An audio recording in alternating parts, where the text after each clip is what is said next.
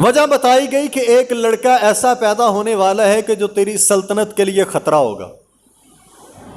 اور پھر اس نے ایک اپنا بھی خواب بیان کیا اور وہ خواب بھی اس سے ملتا جلتا تھا. تو وزیروں اور مشیروں نے یہی مشورہ دیا کہ وہ لڑکا تیری سلطنت اور حکومت کو ختم کر دے گا، اب تیری سلطنت زوال پذیر ہو جائے گی. اچھا، یہ حکومت کا بھی ایک الگ نشہ ہوتا ہے. اس نے اپنی حکومت اور سلطنت بچانے کے لیے، اچھا لوگ کرسی کے اوپر بیٹھ جاتے ہیں تو چھوڑنے کو دل ہی نہیں کرتا، چاہے سارا زمانہ ان پر لان تان شروع کر دے، کام وہ ایک ٹکے اور آنے کا نہ کر سکتے ہوں، صلاحیت ہو نہ ہو، عوام اور رعایا کے لیے کچھ کر سکتے ہوں یا نہ کر سکتے ہوں، کرسی کو ایسے چمٹ جاتے ہیں جیسے میت جنازے کی اور چارپائی کے اوپر چمٹ جاتی ہے. یعنی وہ اٹھنے کا نام نہیں لیتی، لوگ کرسی کے اوپر ایسے مسلط ہو جاتے ہیں. اور اس کرسی کو بچانے کے لیے 100 ہیلے اور جتن کیے جاتے ہیں. تو اسی طرح نمرود نے بھی اپنی سلطنت بچانے کے لیے ان نجومیوں کے کہنے پر بچوں کا قتل کروانا شروع کر دیا. کہتے ہیں 75,000 سے لے کر 1,00,000 تک بچے کو ذبح کیا گیا. اور یہ بچہ پیدا ہی نہ ہو اس کے لیے بندوبست یہ کیا گیا کہ بابل شہر سے سارے مردوں کو نکال کر کے الگ کر لیا گیا، صرف عورتیں جو تھی وہ رہ گئی تھی. اب سیم وہی کہانی جو آپ سنتے رہتے ہیں. یعنی موسیٰ علیہ السلام کے مقابلے کے اندر فرعون آیا اور اس کا یہ تھا کہ میں نے اس کو آنے نہیں دینا اور پیدا ہونے نہیں دینا، اور موسیٰ کو میں نے آنے نہیں دینا. اللہ نے فرعون کے گھر کے اندر اس کو پرورش دی، فرعون کے گھر کے اندر وہ جوان ہوا، یعنی موسیٰ علیہ السلام.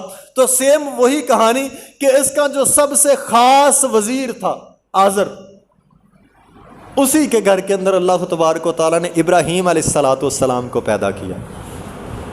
اور یہ قتل سے بچانے کے لیے آر جگہ تھی یا ار کہہ سکتے ہیں، وہاں پہ ایک غار تھی.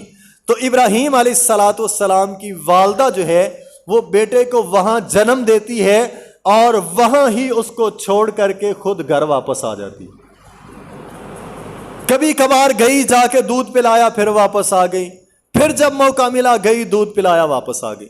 وجہ یہ تھی چھپ چھپا کر کے جانے آنے کی کہ آزر پر یعنی اپنے خاوند پر بھی اعتبار نہیں تھا، کیونکہ جو لوگ سلطنت کے، عہدوں کے، وزارتوں کے اور لالچ کے بھوکے ہوتے ہیں وہ اپنی اولاد کی بھی قربانی دینے سے دریغ نہیں کرتے.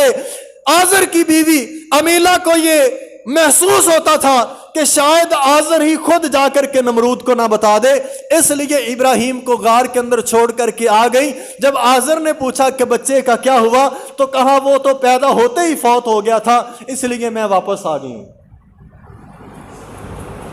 اور آزر کی بیوی یعنی ابراہیم علیہ السلام کی جو والدہ تھی امیلہ، وہ ابراہیم علیہ السلام سے بہت پیار کرنے والی تھی. کبھی کبھی اپنی خادمہ جو تھی عبدہ، اس کو ساتھ لے کر کے بھی غار کے اندر جاتی، دودھ پلا کر کے واپس آ جاتی، کبھی اکیلے جاتی، دودھ پلا کر کے واپس آ جاتی.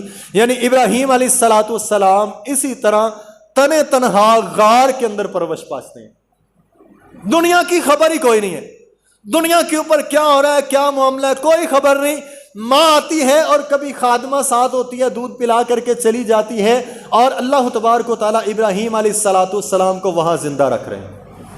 آپ ذرا تصور کریں کہ کیسے حال کے اندر یعنی بچہ رہا ہے اور وہاں پہ پلا اور بڑا ہے. یعنی اللہ تعالیٰ جسے بچانا چاہے، پیدا کرنا چاہے، اسے نمرود جیسی طاقتیں بھی نہیں مار سکتی، نہ اسے بھوک مار سکتی ہے، نہ پیاس مار سکتی ہے، نہ حالات کی تنگی اور ترشی مار سکتی ہے. جسے اللہ بچانا چاہے اور جسے اللہ کھڑا کرنا چاہے طاغوتی مقابلے کے اندر، اللہ تعالیٰ پھر اس کی غیب سے مدد کرتا ہے. ابراہیم علیہ السلام وہاں پرورش پاتے ہیں. اب آزر کو شک ہونے لگا کہ میری بیوی اکثر غائب رہتی ہے. کہا امیلہ جو بات ہے سچی سچی بتا دو. تو امیلہ نے پریشان ہوتے بتایا کہ بات دراصل میں نے آپ سے چھپا کر کے رکھی ہوئی تھی، وہ یہ تھی کہ وہ بچہ جو پیدا ہوا ہے وہ زندہ ہے، میں اس کو کبھی کبھی دودھ پلانے کے لیے چلی جاتی ہوں. آخر باپ تھا دل کے اندر محبت جاگی، کہتا ہے کہ آج ہم اکٹھے جائیں گے اور بچے کو دیکھنے کے لیے میں بھی ساتھ جاؤں گا۔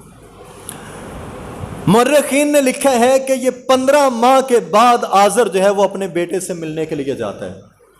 ابراہیم 15 ماہ کے ہو گئے تھے، اور جب جا کر کے آزر نے اپنے بچے کو دیکھا تو وہ بچہ عجیب تھا، یعنی 15 مہینوں کے اندر وہ بچہ 15 سال کا لگتا تھا۔ اللہ تبارک و تعالیٰ نے اسے اتنا بڑھایا اور اتنا بڑا ہوا، کہتے ہیں